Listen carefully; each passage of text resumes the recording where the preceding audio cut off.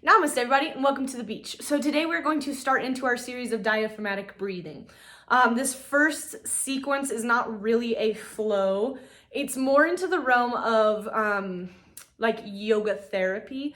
So it's really like a pose, and some of them aren't necessarily yoga poses, but then it moves into like the next pose. It's not really a flow like my traditional vinyasa practice.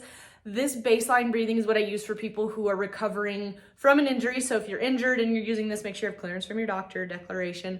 But the other part is that if you just feel like you are really having a hard time understanding diaphragmatic breathing, or you're feeling like you're not capturing that prana, that life force that yogis use, but really if you're just an athlete looking to hit that baseline of core strength and diaphragmatic breathing, this is a great practice to start with.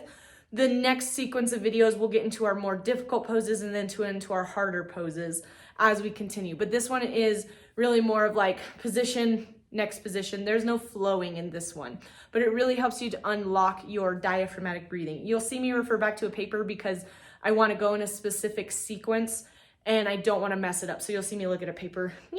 The things that you will need are a mat, but I always highly recommend a bolster. There's various kinds. You have a triangle bolster. The one that I have is a round bolster. It's dirty, it's old, but I use it frequently right now. I'm even sitting on it because it's comfy, but a bolster can really help to offload some of your pressure if you're feeling like you're having some issues getting into certain positions. So highly recommend the bolster. It also gives you biofeedback in certain positions.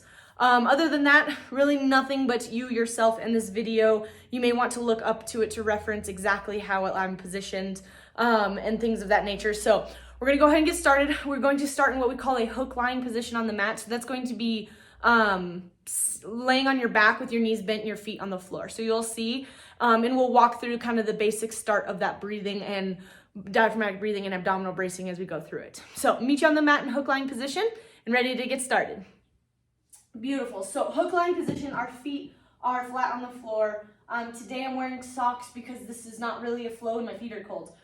So you can be barefoot if you would like, if you want that true grounding force that yogis always talk about.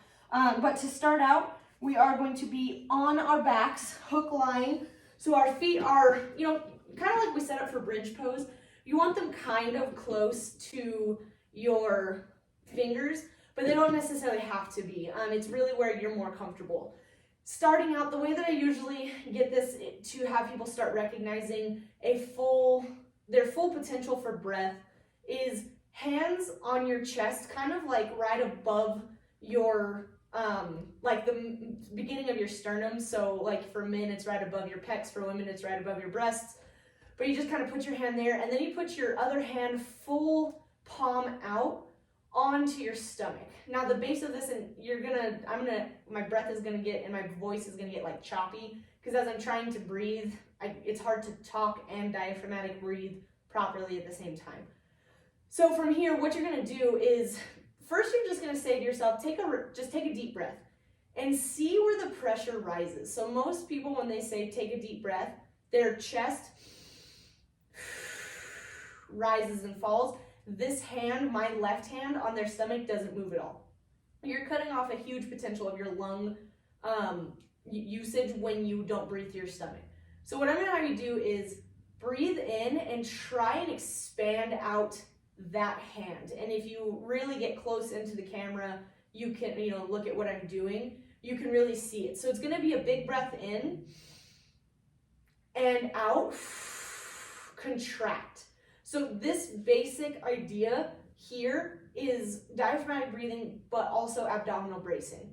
So all you're gonna focus on in this pose is your breath coming into your stomach, and you push it out by tightening your abs. You want both hands to rise though, because there is still a lot of lung up by your chest, but there's also the use of the diaphragm. You may initially get dizzy. You may initially feel like you're having a muscular spasm in that core. That's okay. That's your diaphragm is a muscle. It's working. So we're just going to sit here and take a few breaths. Good. Sometimes it's great to imagine that when you're breathing out, you flatten your back. And that's why I like to start in a hook lying position, is you're starting to recognize that your cylinder from your, top of your pelvic or bottom of your pelvic floor to your diaphragm is functioning. So take a big breath in and try first to kind of just let everything fill up. And then when you push it out, flatten your back against the floor. You're gonna hear me exaggerate breathing because when you first start this process, kind of have to exaggerate it. So again, take a big breath in. Beautiful. So this is great because it gives you biofeedback from the floor, but it also takes out your lower extremity from being, by laying this hook line with your knees bent, it takes out the stress from your lower extremity. A lot of your muscles, including your psoas, either originate or attach in this pelvic floor. So if you try and like lay out long with your legs out long, it's really hard to initialize that diaphragmatic breath because everything's on stretch. So laying here like this is a much better option. So beautiful. So this is one that you want to really, if you're new to diaphragmatic breathing, you're going to want to sit in this one for at least 10 minutes. I'm going to move on to the next one just so that way we have the ability to move on. But sit in this one as long as you feel like you need. And when you feel comfortable with it, you move on to this next one. So this is where a bolster is really nice to have because you sit on this bolster with your knees bent and it helps to support the knees, but it also takes the pressure off of the pelvic floor. So you're still not in that full like turning on the pelvic floor because this is a step, it takes 1 step, 2 step, 3 step, 4. But this is nice because for one, you want to have proper, wow, good speaking. You want to have proper posture when you start to get into this because a lot of people will hunch forward. So I'm going to end up being, facing you for a few breaths, but then I'm going to turn in the opposite direction so you can also see what I'm doing in both directions. But I like this because you can, be more up or even more down, but your whole concept is you're keeping up tall while you're breathing. So now you can still have your hands on your chest and your stomach. I'm going to take them away so you can see kind of the movement, but I do want that if you feel like you still need a little bit help, have your hands in on both these positions. So all I'm going to do is take a big breath in and out. My chest doesn't rise as much right now because I'm focusing on the diaphragm. When I take a full diaphragmatic breath,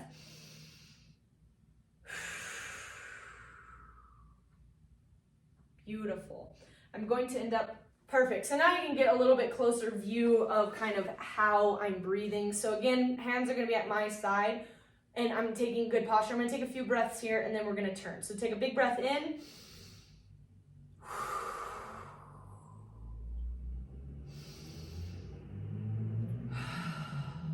I'm going to turn to the side so you can see exactly how I'm breathing. So I'm going to put my hands behind me so you can see that full cylinder breath.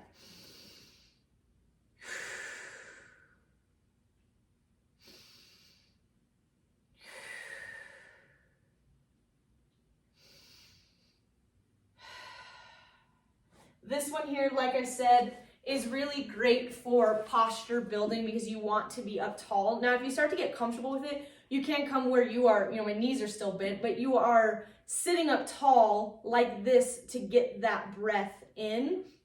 And that's totally fine as well. So both are fine. This is kind of more of the advanced posture here. So again, my hands are gonna be at my side, but you can see I'm having to now engage my pelvic floor, my glutes, all the way from my hamstrings while still initiating that breath. So big breath in.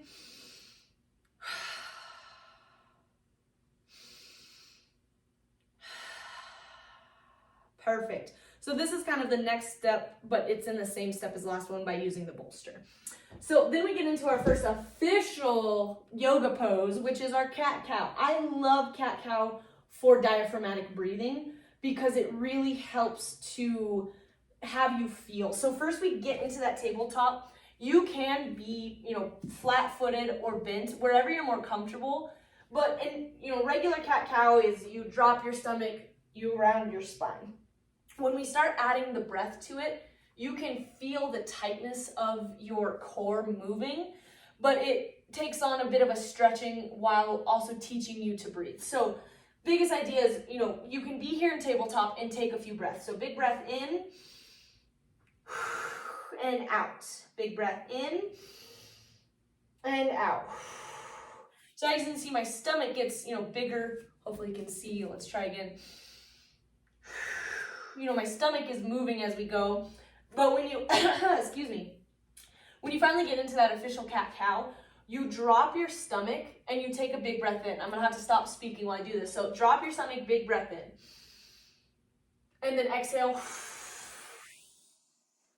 It forces you to go through the motions of when you drop, you fill, when you arch, you press. By doing that, and I'm going to explain as I go through this, and you can keep into that, cat-cow motion, but when you breathe in and expand that stomach, you are really stretching the psoas. You're stretching all of these front ab muscles, that front wall, while expanding the diaphragm. It's also a fantastic pelvic floor strengthener for those who are having, so if you've just had a baby and you want some activity that really increases your strength without overdoing all of the mess that was just made, you have that movement of breath come from the hips. So I can move just my hips while I'm doing this. So big breath in, big breath out. And that forces you, so again, see it comes, so here's full motion through the spine, while here's motion through just the hips. And by adding that to breathing, the pelvic floor, which is a bowl, is forced to do the work. So if you can, as a woman who's maybe just had a baby or having pelvic floor issues, you can get that motion through the pelvic motion and increase your stability just by breathing. And that can lay the foundation. So I really like cat-cow for that exact reason, is that it initiates the muscles. And also think when we're walking, so if we take a right foot leg comes up, that pelvis moves a little bit. And when that left foot goes back, it moves like this. So even though they're doing it together, you are still you're mimicking the first steps to walking. So it's dynamic. We are breathing while we are moving, and it increases your pelvic floor strength, increases your core strength while getting that diaphragmatic breathing going. So huge fan of the cat-cow. You could skip the first two steps if you wanted to go straight to cat-cow. That's how fantastic it is. So the next one that is really more of a bonus posture, because it doesn't do anything as far as strength, but it's a great biofeedback, is extended child's pose. So you take your knees as wide as the mat, and your feet, you rest your butt kind of on your feet. It's okay if you don't always get there, but you take your hands out in front of you. What I like about this posture is when you breathe in, and I'm not actually breathing, but I'm mimicking it so you can kind of see, if you can see. But when you breathe in, your stomach hits your legs, and your exhale, you can feel it disappear from your legs. So it's just a great biofeedback pose that yoga has that really helps. So you take a big breath in and out. The other reason I like child's posture for that is that because your arms are extended, it puts your lats on stretch. So when you inhale with your whole cylinder, you feel your stomach hit your legs. You also, that lats on stretch, so you feel a little bit of tension in those lats. That really helps give you biofeedback that you're expanding appropriately. Because sometimes this is too simple and you're like, well, how am I breathing when it comes to here and here and here and here and here? Child's pose is just one that works really, really well. So moving on to the next one, that kind of gets us mostly away from the yoga poses. So we're just going to spend a few moments in these next couple moves so you can really see how your base core can strengthen with dynamic movement, keeping that breath.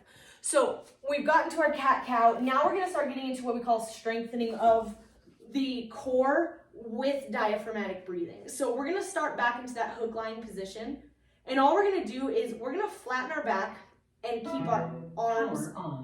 keep our arms up. And all that does initially is integrate our arms into our core. And all you do is breathe. Big breath in and out. Once you feel like, if you're like, okay, that's basic, I've got that. Now we start as if we're running or moving. So on our inhale, exhale, we move an arm. So inhale, we drop an arm. Exhale, we bring it back. And we just do that on the other side. Inhale, exhale, bring it back. So I'm going to go through a few of those without any verbal cues because it's hard to breathe and give verbal cues. So big breath in, out, arm comes back. Big breath in. And all that does is, with it being, sorry, my camera did a funky thing.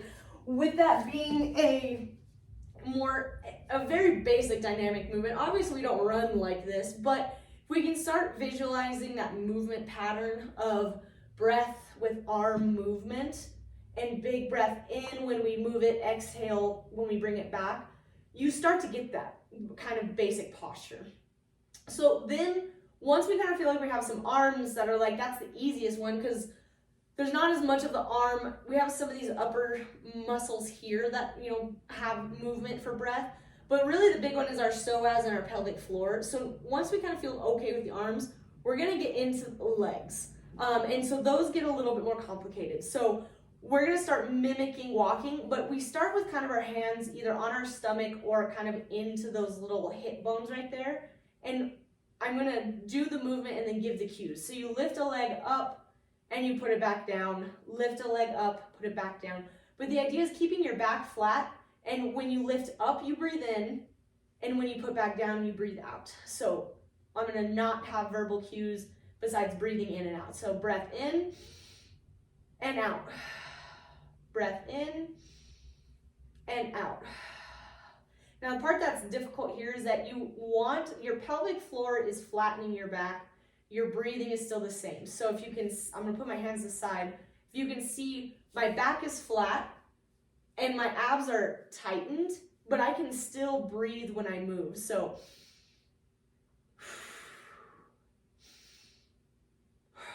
my back stays flat, my abs are engaged, but I'm still able to breathe because I have quote unquote mastered diaphragmatic breathing. And so even though the core has some part to it, my diaphragm is doing all the work breathing. I'm able to move everything else and still have that deep belly breath. So see it again.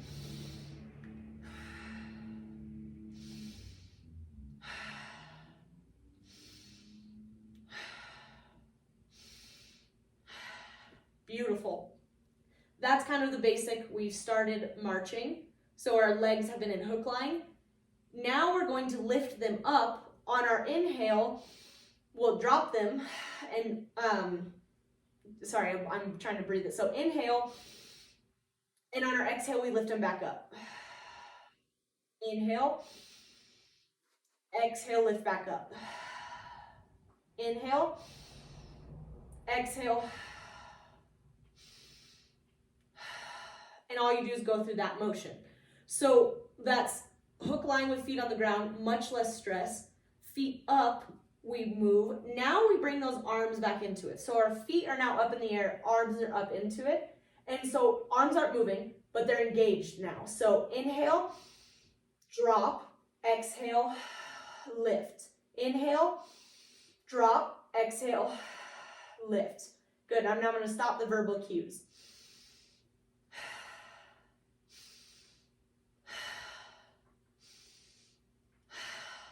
Great. So that's a modified dead bug. So now we're going to get into dead bug, which is mimicking walking, but obviously we don't actually look like a dead bug when we walk. So we're going to drop opposite arm, opposite leg. I'm going to walk through it before I start breathing. So we drop, my bolster's in the way, 1 second, I gotta push it. So we drop this leg, I always let mine go lax and I need to not, but essentially we're opposite arm, opposite leg, we come back to center, we drop, but the idea is to keep that back flat the whole time. So if you feel like you start it and your back arches, so you can't get, so maybe you only get here, your leg does not fully extend, that's okay, we get there eventually. But now we add the breath. So I'm gonna breathe and kind of give slight verbal cues. So breath in, drop, breath out, bring back to center. Breath in, drop, breath out, back to center. Now I'm gonna have no verbal cues so you kind of see. So here we go.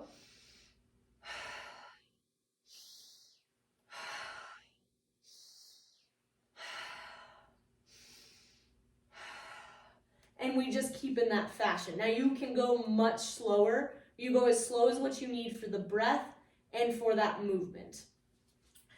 That's kind of the basis of, the basic breathing patterns. We go from very basic of just learning to breathe. Even my abs are a little bit like I can feel I worked today, and it was very basic. But you start at that hook line and you go up. Even if you think hook line is very simple for you, I recommend just starting it and going through it when you're first starting this breathing pattern, because it really teaches you to have it moving appropriately. If you want to skip all that, go straight to cat-cow and then hit the rest of them, that's fine as well. It's just where I prefer to start, particularly if you're learning it or you're recovering from an injury. If you are just fresh out of like having a baby, whether, you know, me personally, I started 2 weeks after baby. I didn't technically have the clearance of a doctor, so I'm not telling you to go through with this without clearance from a doctor. That's just what I personally did, because it's just breathing. So, you know, you can talk to your doctor if you're concerned before you have your baby, and that can give you kind of a basis to be like, I'm just breathing, is that okay? With some movement, but this is a fantastic starter. Like I said, I had an athlete once who could not ever do a barbell rollout. He fractured his back, and then after we started, we did this exact movement. I'm pointing at my paper, so sorry. We did this exact movement pattern, and he had a world of difference. And so he was able to do a barbell rehab after a barbell rollout after fracturing his back, by starting this with the basic movement pattern. So highly recommend it. Practice this. Next time we will have a very gentle flow in which we discuss the breathing as well. The biggest aspect that people get wrong is posture. So if you are like this, you are cutting off your diaphragm. Learn to sit up tall. It opens up, for one, you stand taller so you look more confident. So there's a little Jordan Peterson for you. But as well is that you're actually using all of your muscles appropriately. Diaphragmatic breathing will be much easier if you can have that good posture. So that's just my little spiel. So hopefully you guys enjoyed this flow, even though it wasn't really a flow, and hopefully you join us for the next 2 sequences of diaphragmatic breathing. If you have any questions or you're just not sure if there's anything else that you're missing in this, leave a comment, shoot us a message. It is the.namaste.beaches@gmail.com. I'll leave it in the link down below. But if you have questions on this or you want a little bit of extra help, go ahead and join us on a live, personal training session, and we can help you. Hopefully we see you guys next time on the mat for some more diaphragmatic breathing and some more of our flows. And remember, namaste, beaches.